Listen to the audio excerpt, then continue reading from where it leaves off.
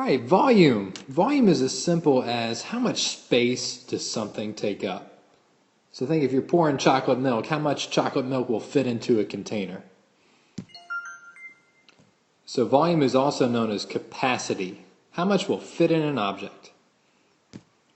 Now you can also think of volume as just being the area of the base and then times however many columns you have or how many rows you have. So here we have the area of the base is just a 4 by 4 and then it's 1, 2, 3, 4 high.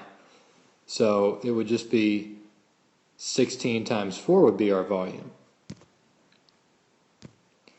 Now the volume of a prism is just capital B times capital H. Now what do those letters mean?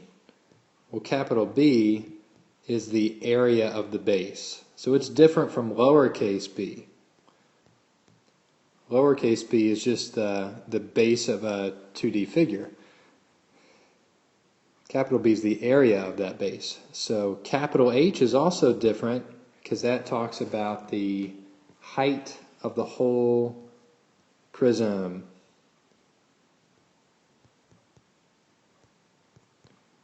All right, and it's important that we define those because you will see lowercase h's used as well, and they might refer to the height of a triangle or the height of a rectangle.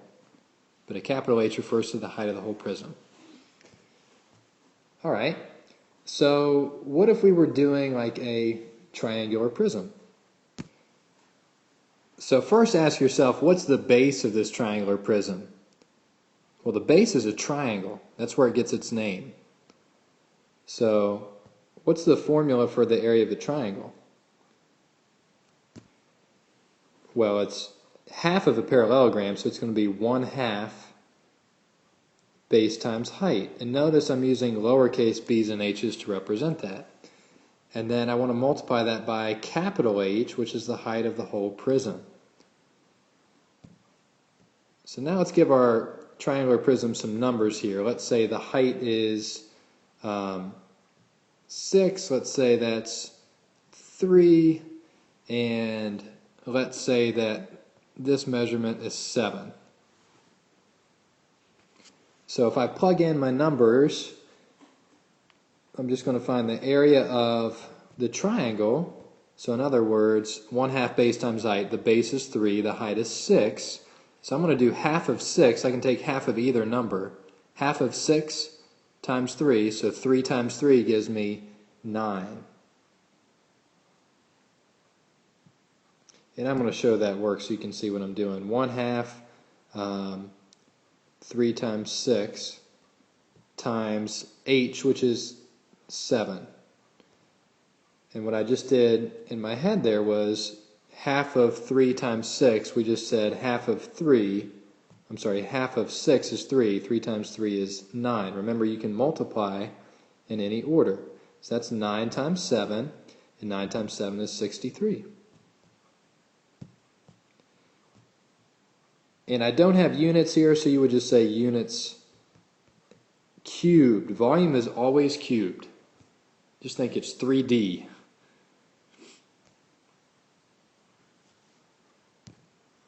All right, let's do an application with this. Let's say that the volume of a triangular prism is 240 inches cubed. And let's say that we want to find the height of the triangle.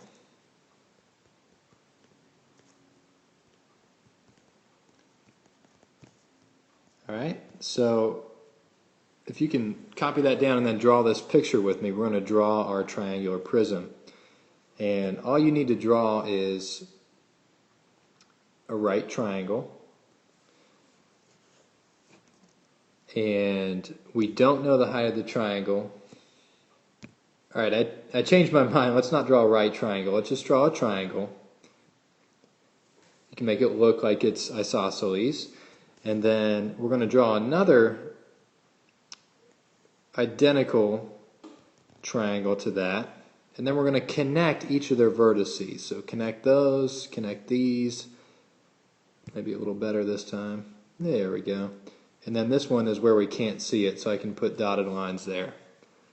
And really, if you want to be technical, you could put dotted lines back there too. Anyway, we have our triangular prism. I'm going to label this base here as 8 inches, the base of the triangle, and then the height of the whole prism is 10 inches, and then this is what we're trying to find. We want to find, I'm going to call it h, lowercase h. And think about what we're given. We're given capital H, our height of the whole prism. We're given lowercase b, which is the base of the triangle. So now I can just use my formula. So V equals 1/2 base times height times the height of the whole prism. And now plugging in, I'm going to plug in 240 for my volume equals 1/2. The base of my triangle is 8, so I'm going to plug in an 8 over here. I don't know the height of my triangle, so that's h.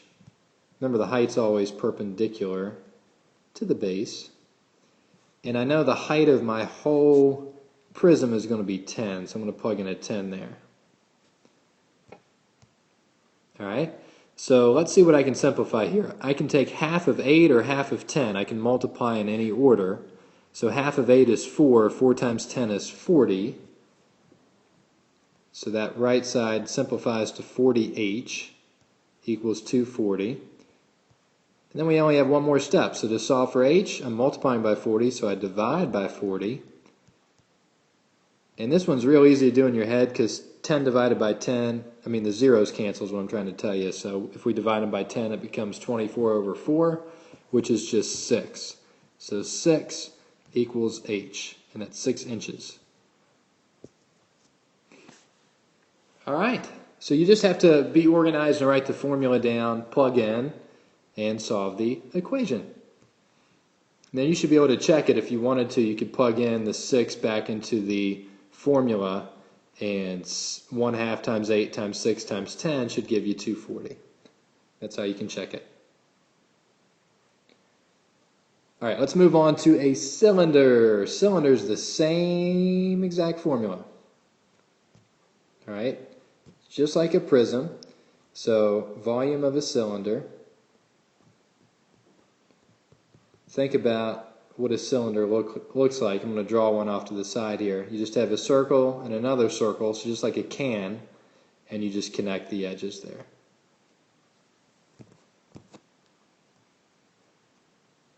There we go. So the volume of the cylinder, think about what is the base of our cylinder? What shape is it? It's a circle. So I'm going to finish this out. Volume of the cylinder equals area of the base times the height.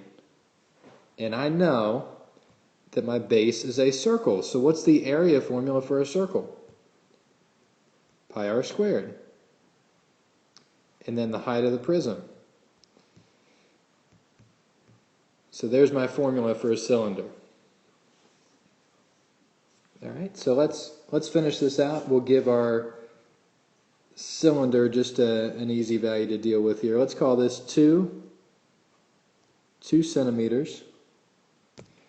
And then we'll make our height 10 centimeters. And I'll just plug those in here. So we have pi times the radius is 2 squared times the height, which is 10. So 2 squared is 4, 4 times 10 is 40, so it's just 40 pi.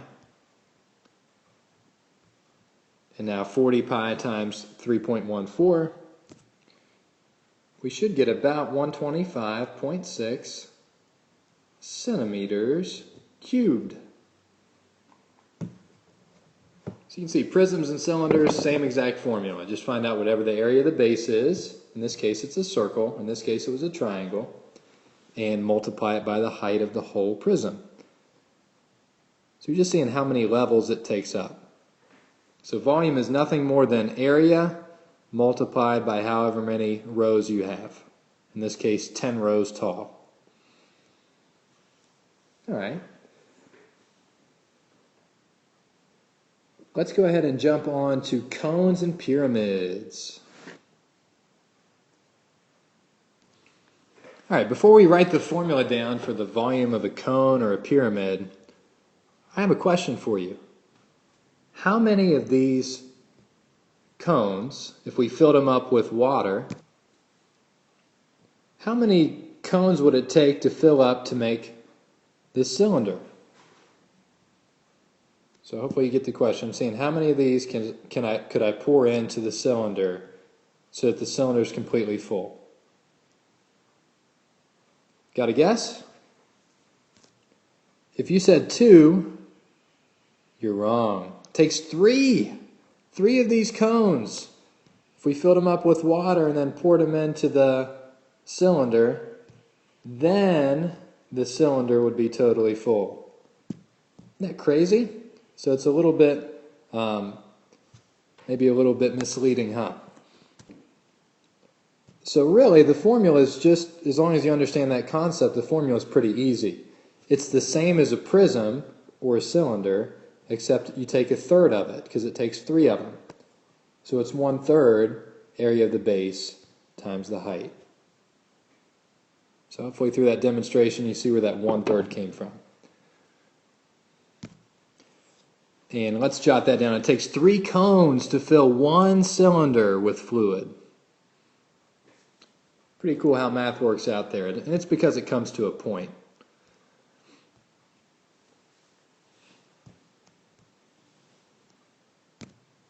All right, let's do an example. Let's find the volume of this cone, and I'm going to give you that this is 10. What am I referring to? The diameter. So the diameter is 10, and let's say that I gave you, actually I'm going to change this and give you the volume. So I'm going to change my question. So instead of finding the volume, I want you guys to find the height of the cone. Find the height of the cone. And I will give you that the volume is 560 centimeters cubed.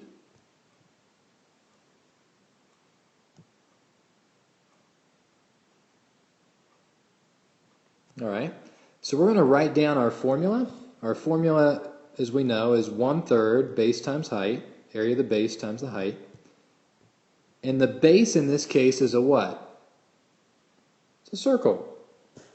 So we're going to do 1/3 pi r squared, and then the whole cylinder's height, we don't know what that is, so we call that h. And now I can plug in for my known object. So I know the 560. I'm going to plug in 560 for V, for my volume. That's why it's really important to show your work. So the radius, we know the diameter is 10. So what's that make the radius? Half of 10, so it's 5. So I'm going to plug in a 5 for the radius. I'm going to square it. And then I don't know the height of the cone. So that's my h.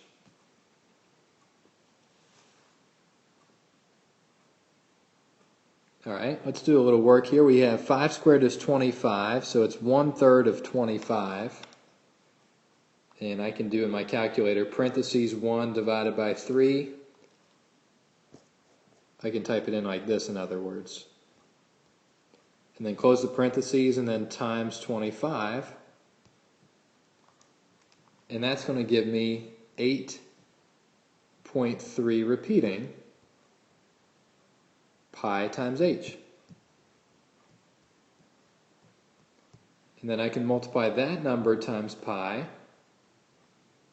or times 3.14, and I get 26 point, it's about 1/7, it rounds.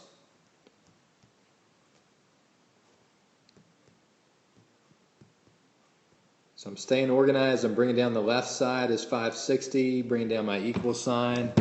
I did 8.3 times pi, or 8.3 repeating times pi, and got 26.17. I want to solve for h, so I just divide by 26.17. And I'm going to get about And you may be just a little bit off with rounding. I'm using the second answer. I just typed in 560 divided by second answer. So I would have the exact answer. And that's 21.4 if I round to the nearest tenths. And that is centimeters. And after I get my answer, I can plug it back into the formula and it should all work. So I could plug in that H value back up here, and it should all equal 560 when I multiply out that right side. And that's how you get the volume of a cone. Alright, last thing is like if you're taking a volume of a sphere, and that formula we just want to jot down. So the volume of a sphere. And this one doesn't have as easy of a memory tool, sorry about that. But a volume of a sphere like a basketball or soccer ball is just going to be 4/3 pi r cubed. And that's going to wrap up your notes.